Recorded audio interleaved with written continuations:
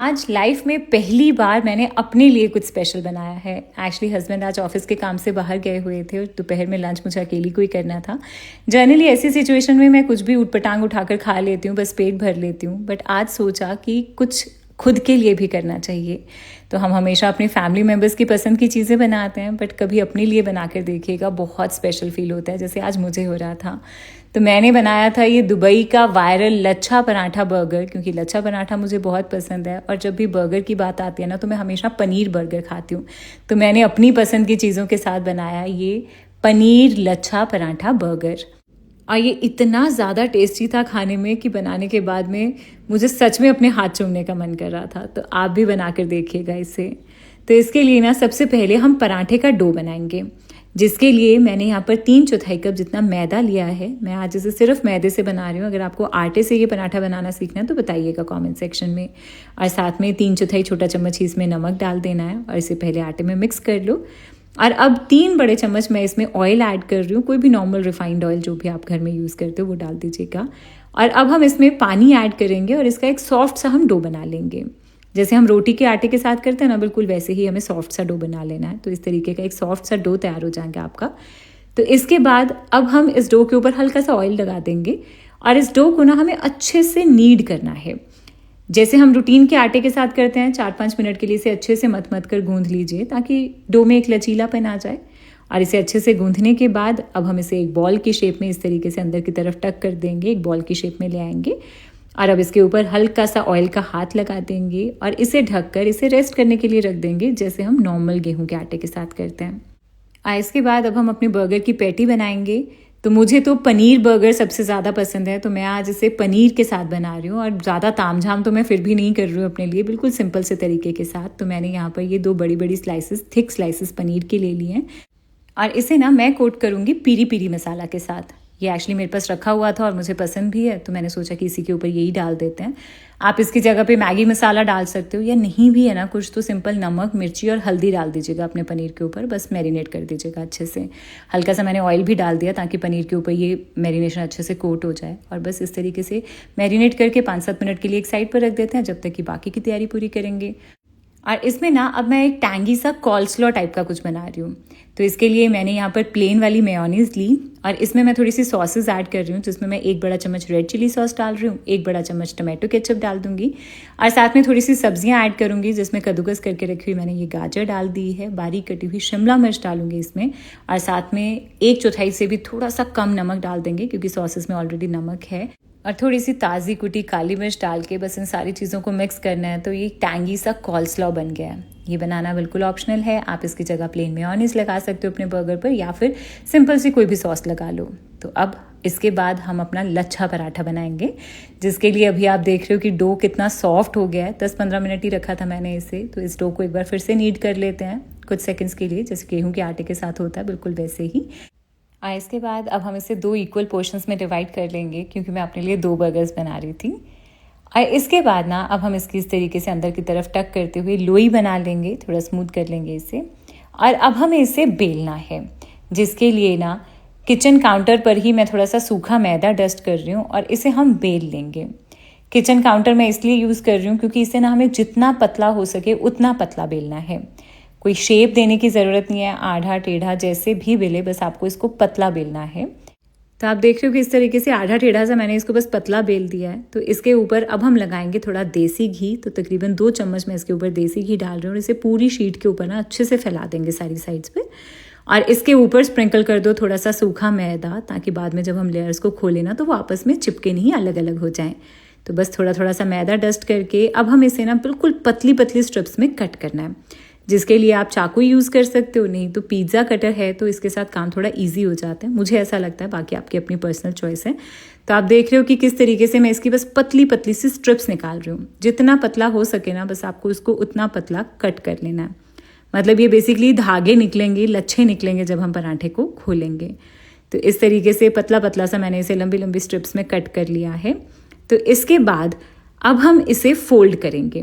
तो इस तरीके से साइड्स को नीचे से अलग करते जाएंगे, बहुत इजीली अलग हो जाएगा। नीचे हमने सूखा मैदा लगाया था इसे बेलने के लिए, और इस तरीके से हम इसे आगे की तरफ फोल्ड करते जा रहे हैं। तो बस निकालते जाइए और आगे की तरफ फोल्ड करते जाइए। बहुत आसान है और मज़ा भी आता है इस काम को करके। थोड़ा सा टाइम लग जाता है बट मज़ा बहुत आता है। और बस इजीली ये सारा आटा इस तरीके से आगे की तरफ रोल हो जाएगा। मैंने थोड़ा फास्ट फॉरवर्ड निकाला, आप देख लीजिएगा। और इस तरीके से रोल करके ना अब हम इसको इस तरीके से हल्का हल्का सा स्ट्रेच करेंगे। इसीलिए हम इसे ज़्यादातर मैदे से बनाते हैं, क्योंकि मैदे में अपना एक स्ट्रेच होता है ना। तो इस तरीके से अब इसे स्ट्रेच करना है और इसे जितना लंबा हो सके आप उतना कर लीजिए। मतलब इस तरीके से आप देख रहे हो कि मैं इसे काफ़ी अच्छे से स्ट्रेच कर रही हूँ। और इसके बाद अब इस पराठे को फोल्ड करने के 2 तरीके हैं। सबसे सिंपल तरीका कि उंगलियों पर हम इसे लपेटेंगे इस तरीके से, जैसे हम किसी रस्सी या धागे को लपेटते हैं, कुछ इस तरीके से आप इसे फोल्ड करते जाइए। और ये जो एंड बच गया है इसे हम नीचे की तरफ इस तरीके से पीछे से टक कर देंगे, मतलब अंदर डाल देंगे इस तरीके से। तो हमारी ये एक लोई बन गई है। लग रही है ना बहुत ही ज़्यादा अच्छी। अभी से दिख रहा है ना इसमें वो सारे लच्छे जो अलग अलग कर रहे थे हमने। तो इसके बाद अब इसे हाथों से ही हम फैला देते हैं। थोड़ा देसी घी लगा हुआ है तो आपके हाथों पर ये चिपकेगा भी नहीं तो हल्का सा ऑयल से या देसी घी से ग्रीस कर लेना अपने हाथों को। और इस स्टेज के ऊपर ना इस पर बेलन मत लगाइएगा। बेलन कभी कभी हम ज़ोर से लगा देते हैं तो सारे लच्छे आपस में चिपक जाते हैं। बस हाथ से ही इसे थोड़ा सा फैला लेना। और बर्गर से थोड़ा सा बड़े साइज़ का होता है ये, क्योंकि पराठा है ना, तो ये पराठा बर्गर जो ऑथेंटिकली मिलता है तो बर्गर से थोड़ा बड़ा रखते हैं कुछ इस तरीके से। तो मेरा ये एक लच्छा पराठा यानी कि एक बर्गर तैयार हो गया। ठीक है, अब मैंने आपको बताया कि इस पराठे को फोल्ड करने के 2 तरीके हैं। तो दूसरा वाला जो लोई थी उसको भी मैंने इसी तरीके से स्ट्रेच कर लिया है लच्छे निकाल के। और अब हम इसे फोल्ड करेंगे, जिसके लिए आप क्या कर सकते हो कि एक साइड से इस तरीके से फोल्ड करना शुरू करो अंदर की तरफ, सेंटर तक ले आओ, हाफ पोर्शन फोल्ड किया। इसी तरीके से दूसरे पोर्शन को उठाकर अंदर की तरफ फोल्ड करना है उसी साइड पर ही, और सेंटर पर ले आना है कुछ इस तरीके से। और अब एक दूसरे के ऊपर रख दो इसे। तो बस इस तरीके से भी आपकी ये फोल्ड हो जाएगा। तो आपको जो भी कन्वीनियंट लगे ना आप उस तरीके से इसे फोल्ड कर सकते हो। और बस इसे भी हम हाथों से ही फैला रहे हैं।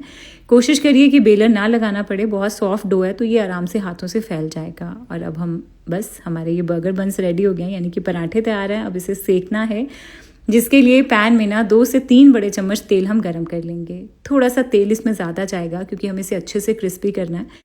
और अगर आप हेल्थ कॉन्शियस हैं तो तेल को अपने अकॉर्डिंग एडजस्ट कर सकते हैं। बट आज जब मैं अपने लिए कुछ स्पेशल बना ही रही थी तो सोचा कि यार थोड़ा सा अनहेल्दी खा लेते हैं, बट वैसे तो घर का खाना है तो हेल्दी ही है, बाहर से तो मच बेटर है।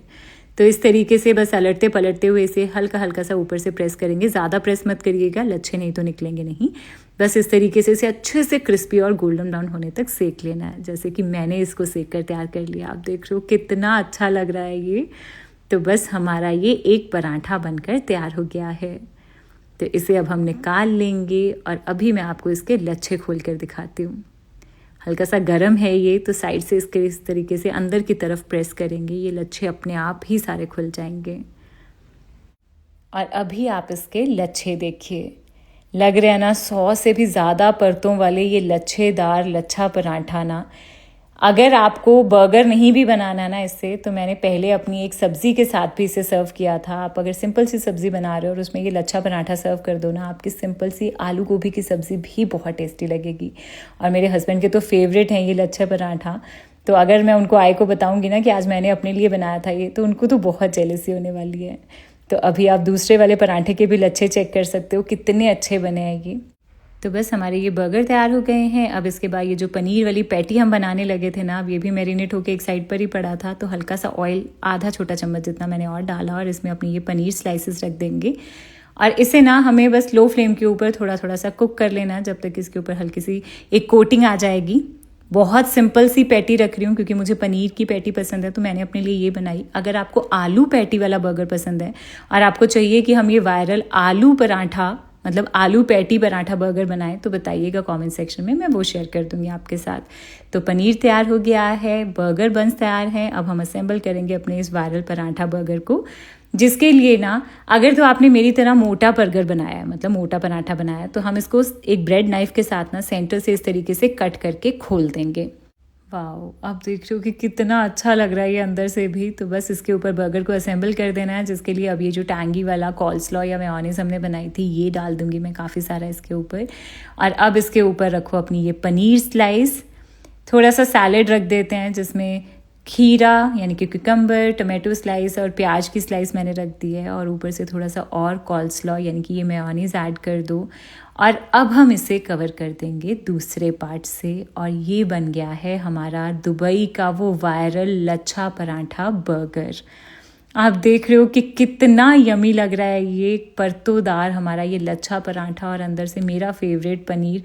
ये बहुत ज़्यादा यमी लग रहा है। तो अब ये वायरल बर्गर खाने के लिए आपको दुबई जाने की ज़रूरत नहीं है, या वीडियोस देख के मन ललचाने की ज़रूरत नहीं है। आप इसे आराम से घर पर बना सकते हैं।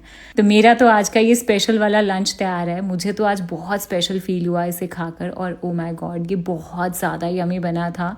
आप भी ट्राई करिए। ये वायरल हुआ है तो किसी रीज़न के लिए ही हुआ है। क्रिस्पी लच्छेदार हमारा ये पराठा, फ्लेकी पराठा, और साथ में ये बर्गर, बहुत ज़्यादा मज़ा आएगा आपको। तो फटाफट से आप भी ट्राई करो और बताइएगा कि कैसी लगी आपको मेरी ये रेसिपी, और प्लीज़ चैनल को सब्सक्राइब कर दीजिएगा।